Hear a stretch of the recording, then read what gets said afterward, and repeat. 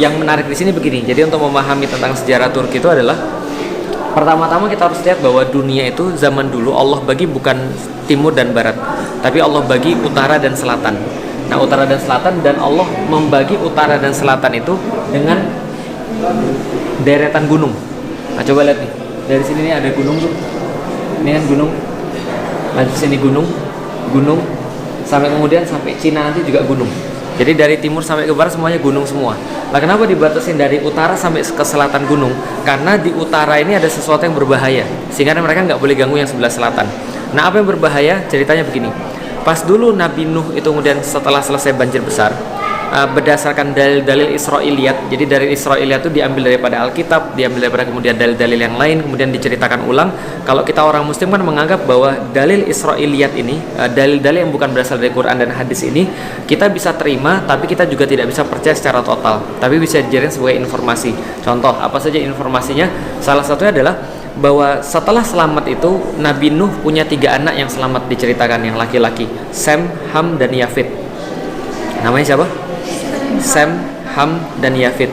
Nah, Sem ini dikasih wilayah pertengahan dunia. Nah, ini daerah Syam. Makanya namanya Syam. Diambil dari namanya Sem. Keturunan Sem itu disebut dengan Semit. Pernah dengar kata-kata Semit? Contoh misalnya orang-orang Yahudi berkata, kita terus menggalakkan orang-orang Jerman itu adalah gerakan anti-Semit yang nggak setuju sama orang-orang Yahudi, Holocaust dan sebagainya. Nah, Sem itu adalah keturunan daripada Sem. Bahasa-bahasa Semitik misalnya, bahasa Arab, Ibrani itu Semitik, satu rumpun. Kenapa? Karena sama-sama keturunan Sem, gitu kan ya. Nah, selain kemudian Sem dikasih wilayah bagian Syam ini, bagian timur tengah ini, juga ada yang namanya Ham. Ham ini dikasih wilayah bagian sebelah sini, sebelah selatan. Orang-orangnya ciri-cirinya hitam, rambutnya kemudian kriwil, lalu kemudian orangnya yaitu hitam-hitam dan kriwil, gitu kan ya. Nah, itu Ham. Keturunannya namanya Hamid. Contohnya orang-orang Afrika, orang-orang kemudian bagian-bagian selatan lah, Maroko yang awal dan seterusnya. Nah, yang utara itu dikasih kepada kemudian Yafid. Nah, ini daerah utara, bagian atas di atas gunung. Itu adalah orang-orang Yafid. Makanya orang-orang bilang bahwa Yafid ini adalah bapaknya orang-orang Mongoloid. Termasuk orang-orang Indonesia itu bapaknya adalah Yafid. Nah, kenapa? Karena Yafid ini tinggalnya di bagian utara. Kenapa kemudian Allah membatasi kemudian gunung? Supaya orang-orang utara nggak nyerang ke selatan. Karena orang-orang utara itu kemudian sadis-sadis, orang-orang kejem-kejem. Mereka bangsa penunggang kuda, mereka kemana-mana dikatakan oleh Rasulullah pakai sendal dari bulu. Nah, kenapa? Karena dingin. Dan mereka orang-orang yang daerah atas-atas ini. Siapa aja keturunan Yafitik? Attila Dahan itu Yafitik, Viking itu Yafitik. Siapa lagi misalnya? Orang-orang Mongol itu Yafitik. Turki juga termasuk Yafitik. Nah, termasuk orang Cina juga Yafitik. Nah, makanya sejarah itu menghiasi bahwa seluruh peradaban itu, yang orang-orang di bawah, yang tengah dan bawah ini, semuanya menutupi seluruh celah-celah gunung ini kalau ada. Karena kan kalau ada gunung-gunung begini nih, ada kemudian kayak gini-gini sungai, ini kan membelah gunung nih. Nah, ini kan berarti kan ini kan bisa lewat orang. Nah, maka orang-orang tuh nutupin celah-celah ini supaya dari utara nggak nyerang ke selatan. Contoh misalnya Cina itu kemudian walaupun mereka Yafitik juga, mereka nutupin dari Mongol untuk nyerang ke sebelah selatan. Dari sini juga sama, orang-orang nutupin ini juga.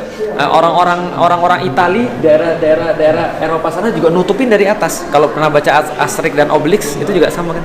Ceritanya seluruh peradaban di dunia dari timur sampai ke barat tuh menakutkan orang-orang yang sebelah utara.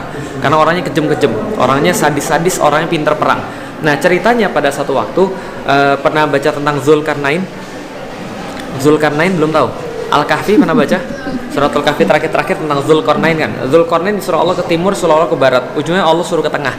Di tengah itulah kemudian dia diminta oleh kaum untuk kemudian menutupi sebuah celah yang kemudian jadi tempat menyerangnya Ya'juj dan Ma'juj. Nah, Ya'juj dan Ma'juj ini golongan Yafitik.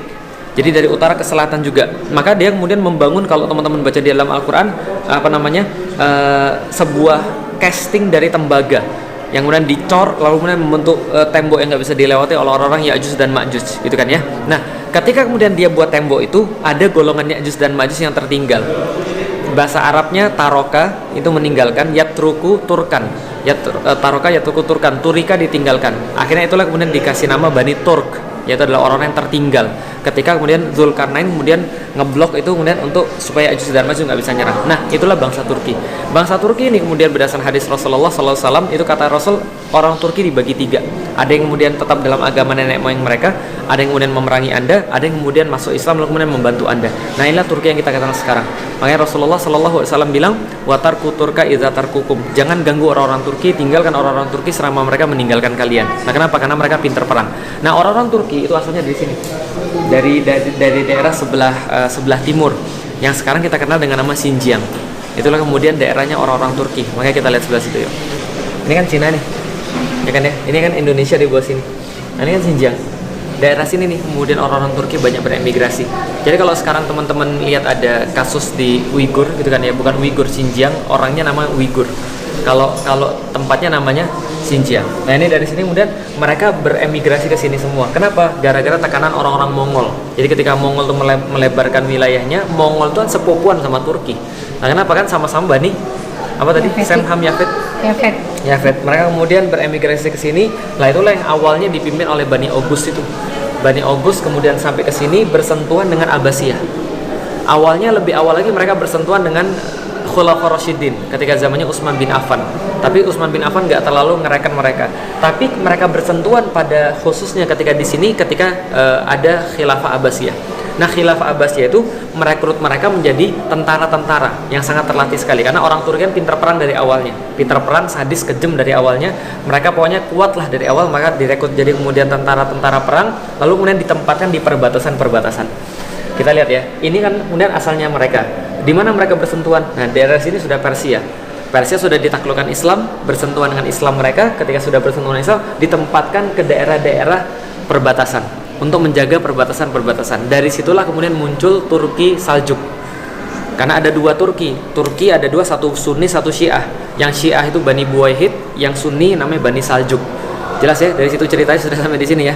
Berarti kemudian ketika mereka beremigrasi ke sini, mereka ketemu dengan Abbasiyah, direkrut kemudian jadi kemudian tentara-tentara karena orang-orang Abbasiyah malas perang. Kenapa orang-orang Abbasiyah malas perang? Karena mereka sudah happy, mereka sudah hidupnya sudah sudah nyaman, hidup mereka sudah stabil, mereka nggak mau lagi jihad fisabilillah, maka jihad itu diberikan pada orang-orang Turki. Orang-orang Turki diberikan kemudian daerah-daerah sini namanya apa? Beyliks.